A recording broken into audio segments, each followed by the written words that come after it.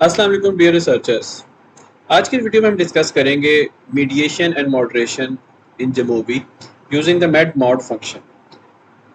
वो रिसर्चर्स जो quantitative data analysis में रिग्रेशन एनालिसिस करते हैं, मल्टीपल रिग्रेशन हो या सिंपल रिग्रेशन हो, वो अगर मीडिएशन और मॉडरेशन करना चाहें तो उनके पास, यानी मीडिएशन करना चाहें तो उनके पास एक तो बैरन्स एंड कैनी का मेथड है जिसके 4 स्टेप्स, जो थोड़ा सा ऑब्सलीट हो गया है और आजकल ज़्यादा यूज़ होता है। हेज, प्रीचर एंड हेज का जो मेथड है जिसमें बूट स्ट्रैपिंग के थ्रू हम मीडिएशन फाइंड करते हैं। एसपीएसएस में प्रोसेस का फंक्शन है या प्रोसेस का मैक्रो है जिसके जरिए हम मीडिएशन कर सकते हैं। जमोवी में मेड मॉड प्रोसेस की तरह तो नहीं, लेकिन उससे थोड़ा सा कम ये फंक्शन प्रोवाइड करता है। सिमिलरली अगर आप मॉडरेशन करना चाहें ट्रेडिशनल तरीके से तो आपको पूरी कैलकुलेशन से गुजरना पड़ेगा जिसमें आप अपने आईवीज और अपने मॉडरेटर्स को आपस में मल्टीप्लाई करें और एक नया वेरिएबल क्रिएट करें, जो एक ट्रेडिशनल मेथड है। लेकिन यहाँ पे हम मीडिएशन और मॉडरेशन मेड मॉड के फंक्शन से बड़े कन्वीनियंटली कर लेंगे। सो व्हाट इज मीडिएशन, इसको समझने के लिए, डिटेल में समझने के लिए मेरा एक और लेक्चर है जो मैंने theoretical framework and mediation moderation के ऊपर दिया हुआ है। उसका लिंक मैं डिस्क्रिप्शन में ऐड कर दूंगा, वहां से आप समझ सकते हैं। पर अगर हम सिंपली इसको देखें तो आपको पता है कि एक्स और वाई का रिलेशनशिप, हम आमतौर पे उसको कहते हैं कि X is independent variable and Y is a dependent variable.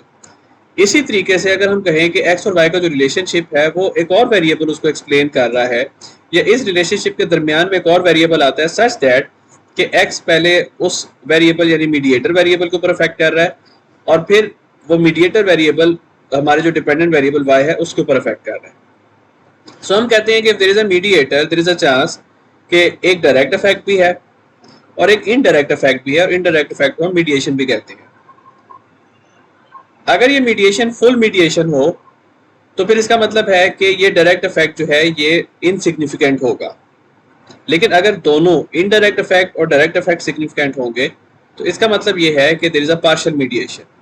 और अगर इनडायरेक्ट इफेक्ट सिग्निफिकेंट इनसिग्निफिकेंट होगा तो इसका मतलब है देयर इज नो मीडिएशन। सो यही बात हमको इस टेबल से भी पता चल रही है कि अगर डायरेक्ट इफेक्ट सिग्निफिकेंट हो तो कोई मीडिएशन नहीं होगी, अगर इनडायरेक्ट सिर्फ सिग्निफिकेंट हो तो फुल मीडिएशन होगी क्योंकि डायरेक्ट इफेक्ट इनसिग्निफिकेंट है, और अगर दोनों ही सिग्निफिकेंट हो तो फिर हमारी पार्शियल मीडिएशन कहलाएगी। तो हम सबसे पहले जमोवी में मीडिएशन एनालिसिस को मेडमॉड फंक्शन के थ्रू कैसे करना है उसका एक ओवरव्यू ले लेते हैं। सो जमोवी में ये मेरे सामने एक डाटा सेट है, टैम मॉडल के ऊपर बेस कर रहा है, टेक्नोलॉजी अडॉप्शन मॉडल पे। अच्छा, ये डाटा को इंपोर्ट कैसे करना है और इस डाटा से हमने वेरिएबल्स कंप्यूट कैसे करने हैं, इनकी रिलायबिलिटी एनालिसिस वगैरह वो तमाम मैं अपने प्रीवियस वीडियोस में एक्सप्लेन कर चुका हूँ। सो आपके सामने ये डाटा है जिसमें ये वेरिएबल्स कंप्यूटेड हैं ऑलरेडी।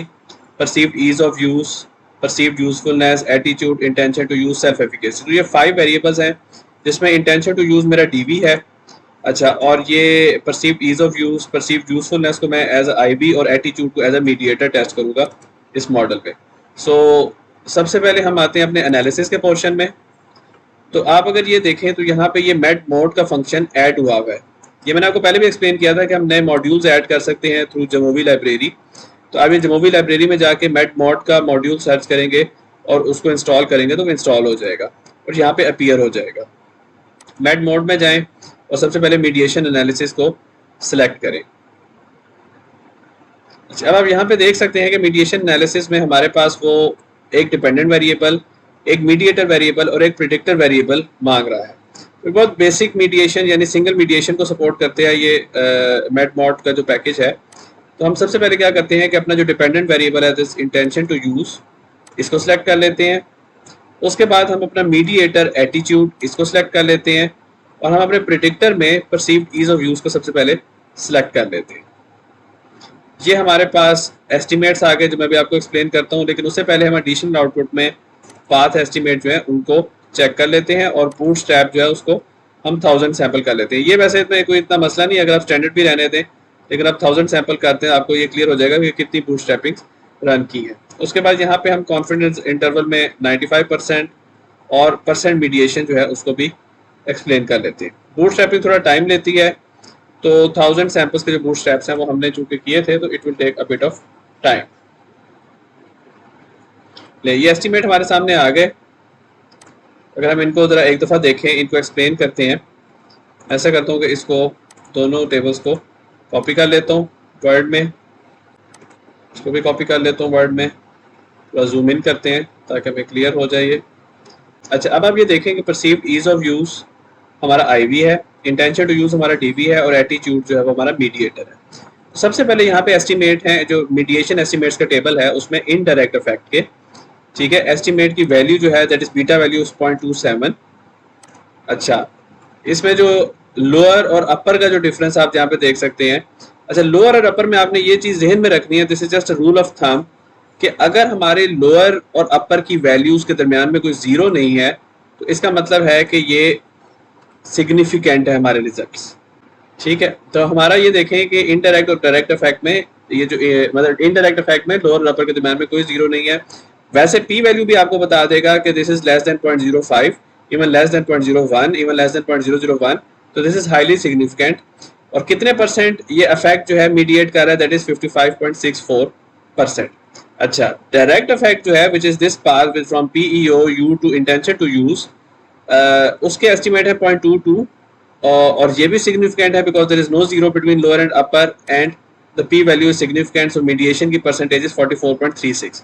अगर आप चाहें तो आप टोटल इफेक्ट्स भी रिपोर्ट कर सकते हैं, which is the effect of this variable और other variable, either the sum of direct effect and indirect effect. अगर आप देखें तो ये 0.49 है विच इज सिग्निफिकेंट। अगर आप चाहें तो आपको ये मैड मॉड path estimates भी बता देता है। What are path estimates? These are simple regression results between first of all PEO U to attitude का मतलब है कि हमारे इंडिपेंडेंट और हमारे मीडिएटर के जो रिग्रेशन के रिजल्ट्स हैं, इसका मतलब है ये भी सिग्निफिकेंट है। हमारे इंडिपेंडेंट और हमारे डिपेंडेंट के दरमियान जो रिग्रेशन का रिजल्ट्स है, which is basically the direct effect. अगर आप देखें तो यहाँ पे PEOU और इंटेंशन टू यूज के दरमियान 0.22 है, और यहाँ पे भी 0.22 विच इज डायरेक्ट इफेक्ट। और लास्टली जो हमारा मीडिएटर और इंटेंशन टू यूज, यानी मीडिएटर और डीवी के दरमियान जो फैक्ट है, attitude and intention to use, तो यहाँ पे ये भी रिपोर्ट हुआ है। So this is about the mediation analysis. मैं एक और मीडिएशन रन करके आपको ये चेक करा देता हूँ कि रिजल्ट्स में डिफरेंसेस हैं, उनको आपने कैसे इंटरप्रेट करना है। सो प्रीवियस एग्जाम्पल में हमने परसीव्ड ईज ऑफ यूज को की डेमोस्ट्रेशन दी थी। अब परसीव्ड यूजफुलनेस को एज इंडिपेंडेंट वेरिएबल ऐड कर देते हैं या प्रेडिक्टर ऐड कर देते हैं, ठीक है। और यहाँ पे एस्टिमेशन मेथड में हम स्टैंडर्ड यूज़ कर लेते हैं और एस्टिमेट्स को लेबल भी कर देते हैं, ताकि हम थोड़ा सा बेहतर समझ लें कि किस तरह ये एस्टिमेट्स जो हैं इनडायरेक्ट इफेक्ट के वो कैलकुलेट होती हैं। तो इस टाइम एस्टिमेशन कर रहा है, तो ये भी बूटस्ट्रैपिंग पे बेस कर रही है, तो मल्टीपल बूटस्ट्रैप्स रन होते हैं, तो थोड़ा सा इसमें टाइम लग सकता है। अच्छा, अब आप यहाँ पे ये देखें, जो मीडिएशन एस्टिमेट्स हैं इसके अंदर अगर हम इसको थोड़ा सा फोकस करें तो A मल्टीप्लाई बाय B इसने यहाँ पे लेबल किया हुआ है। अच्छा, A क्या है? That is perceived usefulness to attitude. Perceived usefulness जो है वो हमारा प्रेडिक्टर वेरिएबल था, एटीट्यूड हमारा मीडिएटर था, which is the first path. अच्छा, उसके बाद attitude to intention to use, which is the second path, यानी मीडिएटर और डीवी का जो रिलेशनशिप है दैट इज B, और जो डायरेक्ट इफेक्ट है दैट इज C। तो C is direct effect, A multiplied by B is indirect effect, and C plus A multiplied by B is the total effect। ठीक है, तो ये जो डेप्थ में समझना चाहे वो इस चीज को अंडरस्टैंड यहाँ पे कर सकते हैं। तो दिस वाज अबाउट मीडिएशन। यहाँ पे भी हमारी मीडिएशन जो है वो सिग्निफिकेंट आ रही है, and it is a partial mediation, जैसे हमने पहले इसको डिस्कस किया था। एंड मॉडरेशन जो है वो डायरेक्टली रिलेशनशिप के दरमियान में नहीं आता, बल्कि आप समझें एज एन एक्सटर्नल वेरिएबल वो रिलेशनशिप को की स्ट्रेंथ को वेरी कर सकते हैं। यानी हम ये कह सकते हैं कि if there is a specific type of relationship between X and Y, ये पॉसिबिलिटी है कि अगर एक थर्ड वेरिएबल मॉडरेटर वेरिएबल की डिफरेंट वैल्यूज़ पे वो रिलेशनशिप या स्ट्रॉन्ग या वीक हो जाए। अच्छा, स्ट्रॉन्ग या वीक हो जाने का मतलब ये हो सकता है कि मैं कहूँ कि देयर इज़ फॉर एग्जाम्पल, हम किसी एक जर्नल रिसर्च में हम एक रिग्रेशन एनालिसिस करते हैं, तो ये रिलेशनशिप है एक्स और वाई के दरमियान में, ठीक है, ये एक्स और वाई का आपस में रिलेशनशिप है। अच्छा, अब मैं ये कह सकता हूँ कि मैंने इसको डिफरेंट वैल्यूज पे टेस्ट किया मॉडरेटर की, तो एक वैल्यू में तो ये इस तरह हो गया, और दूसरी वैल्यू में ये इस तरह हो गया, और तीसरी वैल्यू में ये रिलेशनशिप इस तरह हो गया। यानी कि जैसे जैसे मॉडरेटर की वैल्यूज बढ़ रही हैं, ये जो स्लोप है ये भी ज्यादा होता जा रहा है, विच मीन्स कि with an increasing value of moderator relationship strong हो रहा है, जिसको हम कह सकते हैं कि this is a positive moderation. तो अब ये मॉडरेशन को जमूवी में कैसे करना है, इसकी डेमोस्ट्रेशन मैं आपको भी दिखाता हूँ। सो हमारे पास सेम ही डाटा है। अब मेड मॉड में मीडिएशन की जगह हम मॉडरेशन का फंक्शन यूज करेंगे। अच्छा, इसमें अब डिपेंडेंट वेरिएबल हम इंटेंशन टू यूज ही रख लेते हैं। हमारा जो मॉडरेटर है वो हम सेल्फ एफिकेसी, एक पर्सनैलिटी टाइप है, उसको रख लेते हैं, और एटीट्यूड जो हमारा वो प्रिडिक्टर वेरिएबल है। सो यही बूटस्ट्रैप, अगर आप चाहें तो कॉन्फिडेंस इंटरवल भी ऑन कर लें, वरना पी वैल्यू तो है, और प्लॉट्स बड़े यहाँ पे इंपॉर्टेंट है जिनको हम यहाँ पे ऑन कर लेते हैं, साथ एस्टिमेट्स।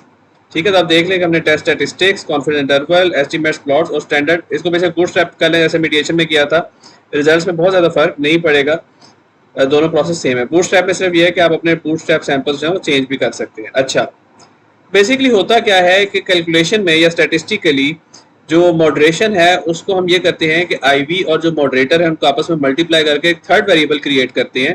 ये देखिए एटीट्यूड और सेल्फ एफिकेसी की मल्टीप्लिकेशन यहाँ पे लिखी हुई है, और हम ये चेक करते हैं कि क्या ये जो थर्ड वेरिएबल हमने क्रिएट किया है which is an interaction variable, क्या ये वेरिएबल जो है वो अफेक्ट कर रहा है सिग्निफिकेंटली या नहीं कर रहा। सो ये आप देख रहे हैं कि एटीट्यूड, इसकी बीटा वैल्यू जो है that is significant, self efficacy इसकी beta value that is also significant, and attitude and self efficacy इसकी बीटा वैल्यू भी सिग्निफिकेंट है, आल्दो हाईली सिग्निफिकेंट नहीं है। लेकिन आप ये देखें कि अगर कॉन्फिडेंस इंटरवल में देखा जाए तो लोअर और अपर वैल्यू के दरमियान में कोई जीरो लाई नहीं कर रहा, और पी वैल्यू भी लेस देन 0.05। अच्छा, ये आपके सामने सिंपल स्लोप एनालिसिस नजर आ रहा है। स्लोप एनालिसिस हमें क्या बताता है, हमें ये बताता है कि for different values of moderator आपका स्लोप जो है वो डिफरेंट है। यानी अगर आप यहाँ पे देखें, पहले मैं आपको स्टेबल से समझाता हूँ। हमने यहाँ पे देखा कि एवरेज एक कोई एवरेज वैल्यू यानी मीन वैल्यू थी आपका जो मॉडरेटर वेरिएबल यानी सेल्फ एफिकेसी, उसकी मीन के ऊपर जब ये कैलकुलेशन की गई तो एस्टिमेट 0.44, जब उसकी वैल्यू लो की गई यानी कि सेल्फ एफिकेसी कम हो गई तो एस्टिमेट इज 0.40।